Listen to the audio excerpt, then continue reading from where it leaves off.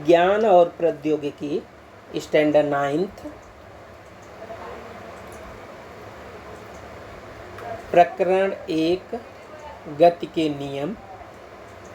आप यहाँ उड़ते हुए पक्षी को देख रहे हैं। यहाँ घास पात जो है हवा में उड़ रहे हैं। ये रुकी हुई रेलगाड़ी है और यहाँ पहाड़ पर एक पत्थर जो है स्थिर है। पिंड की गति। यदि कोई पिंड, अब पिंड मतलब कि आप कोई भी वस्तु है उसको आप पिंड कह सकते हैं, कोई भी वस्तु रहेगी। तो यदि कोई पिंड अपने चारों ओर के पिंडों के संदर्भ में अपना स्थान परिवर्तित कर रहा हो यानी बदल रहा हो तो वह पिंड गतिशील है। और यदि वह अपने चारों ओर के पिंडों के संदर्भ में अपना स्थान परिवर्तित ना करे तो वह स्थिर है। उदाहरण जैसे पक्षी का उड़ना। अरे पक्षी उड़ रहा है तो क्या कर रहा है, वो अपना स्थान बराबर बदल रहा है, इसलिए हमें गति की अनुभूति होती है। कहेंगे कि वो गति कर रहा है, या आप कह सकते हैं कि पिंड गति कर रहा है। रुकी हुई रेलगाड़ी वो अपना स्थान नहीं परिवर्तित कर रही है, इसलिए गति की अनुभूति नहीं होती है। हवा में उड़ने वाले घास पात ये अपना स्थान जो है परिवर्तित कर रहे हैं, इसलिए गति की अनुभूति होती है। पहाड़ पर स्थित पत्थर वह अपना स्थान परिवर्तित नहीं कर रहा है, इसलिए गति की अनुभूति नहीं होती। ये सब तो हम सब देख ले रहे हैं, लेकिन बहने वाली हवा वो तो गति कर रही है, लेकिन हम देख नहीं पा रहे हैं उसको।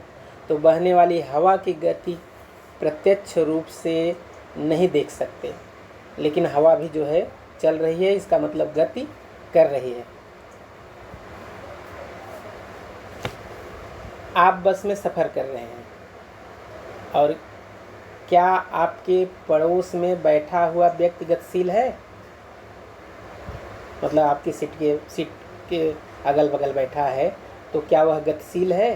तो आप कहेंगे मेरे पड़ोस में बैठा हुआ व्यक्ति मेरी दृष्टि में गतिशील नहीं है, परंतु सड़क के किनारे खड़े व्यक्ति की दृष्टि में गतिशील है।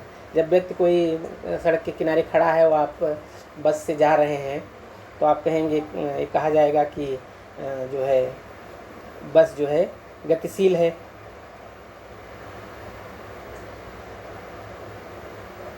किसी पिंड के गतिशील होने या न होने को निश्चित करने के लिए कौन कौन सी बातों का विचार करना पड़ेगा? गतिशील मतलब आप समझ रहे हैं स्थान बदलना। यदि कोई पिंड अपने चारों ओर के पिंड के संदर्भ में अपना स्थान परिवर्तित कर रहा हो तो हम कह सकते हैं कि वह पिंड गतिशील है। और यदि वह अपने चारों ओर के पिंडों के संदर्भ में अपना स्थान परिवर्तित न करे तो हम कह सकते हैं कि वह स्थिर है। शीतल विद्यालय जाते समय अपने सहेली संगीता के घर जाकर फिर विद्यालय गई। ये देखिए, ये शीतल का घर है और ये संगीता का घर है। ये शीतल का घर, ये संगीता का घर और ये विद्यालय। तो शीतल क्या की, पहले संगीता के घर गई फिर विद्यालय गई, लेकिन प्रशांत सीधा विद्यालय गया। या प्रशांत का भी यही घर है, ये सीधा या विद्यालय पहुंचा। यदि दोनों एक समान चाल से चलें तो कौन कम समय में विद्यालय पहुंचेगा और क्यों? प्रशांत कम समय में विद्यालय पहुंचेगा क्योंकि प्रशांत ने सबसे छोटी दूरी तय की। अब शीतल तो पहले संगीता के घर गई 500 मीटर, फिर संगीता के घर से स्कूल गई 1200 मीटर, यानी 1200 और 500 1700 मीटर चली। और ये प्रशांत सीधा स्कूल गया तो 1300 मीटर ही चला। तो प्रशांत जब स्कूल जा रहा है तो जो इसकी दूरी है सबसे छोटी दूरी है। जब सबसे छोटी दूरी तय करेंगे यानी शॉर्टकट कह सकते हैं, तो उसको तय करने में कम समय लगेगा। जब लॉन्ग कट लेंगे तो ज़्यादा समय लगेगा, इसलिए प्रशांत विद्यालय पहले पहुंचेगा। संगीता की अपेक्षा। तो क्या उपयुक्त उदाहरण में प्रत्यक्ष तय की गई दूरी अर्थात दूरी में अंतर होगा? हाँ, तो फिर ये संगीता को तो 1700 मीटर दूरी तय की और ये 1300 मीटर, तो अंतर आ गया ना, इसको कम दूरी तय करना पड़ा। तो देखिए यहाँ दोनों की चाल समान है, जितनी प्रशांत की चाल है उतनी शीतल की चाल, लेकिन शीतल द्वारा तय की गई दूरी पहले 500 मीटर तय की है, फिर 1200 मीटर, टोटल 1700 मीटर, और प्रशांत सीधा एक ही दिशा में 1300 मीटर तय किया है। तो दोनों में अंतर है, ये 1700 में से 1300 घटा के देंगे तो 400 मीटर आएगा।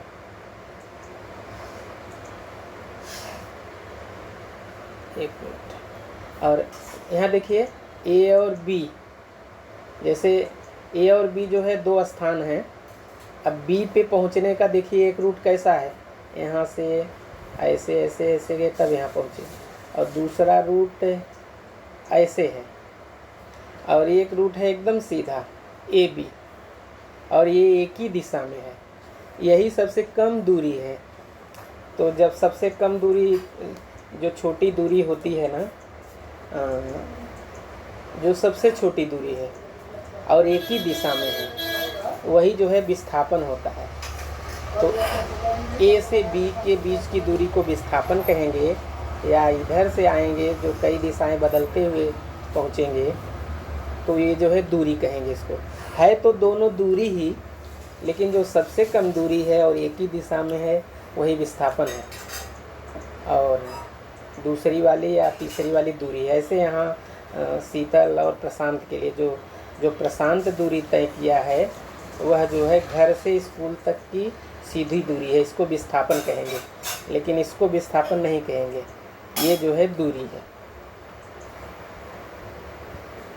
तो स्वराली हर दिन प्रातः 100 मीटर त्रिज्या वाले वृत्ताकार कमरे के मैदान के किनारे पर चक्कर लगाते। बिंदु ए से चलने की शुरुआत करके एक चक्कर पूर्ण करने पर उसके द्वारा तय की गई दूरी और उसका विस्थापन कितना होगा।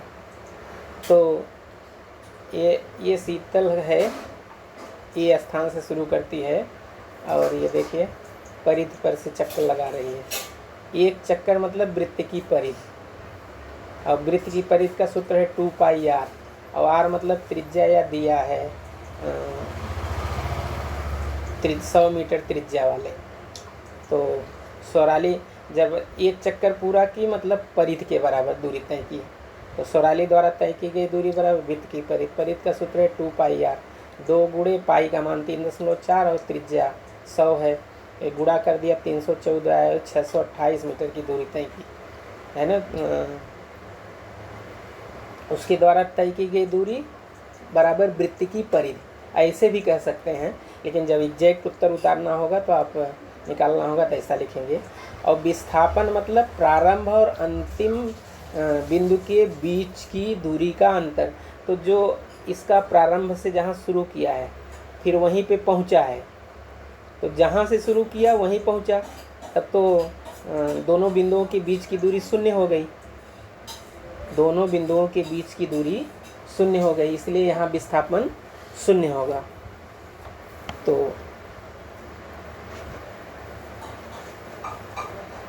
दूसरा उदाहरण, यदि एक गाड़ी बिंदु P से निकलकर स्थान Q तक गई और पुनः स्थान P पर वापस आई, तो उसके द्वारा तय की दूरी और विस्थापन कितना होगा।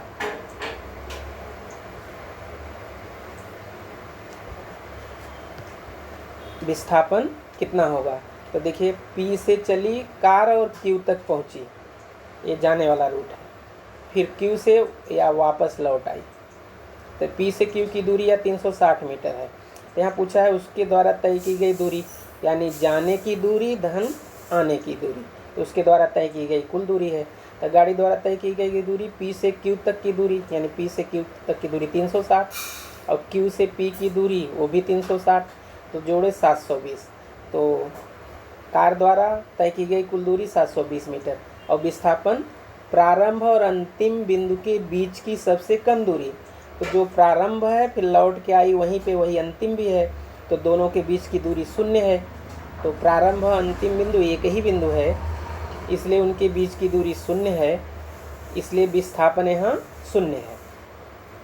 तो किसी पिंड का विस्थापन शून्य होने पर भी पिंड द्वारा प्रत्यक्ष रूप से तय की गई दूरी शून्य नहीं हो सकती।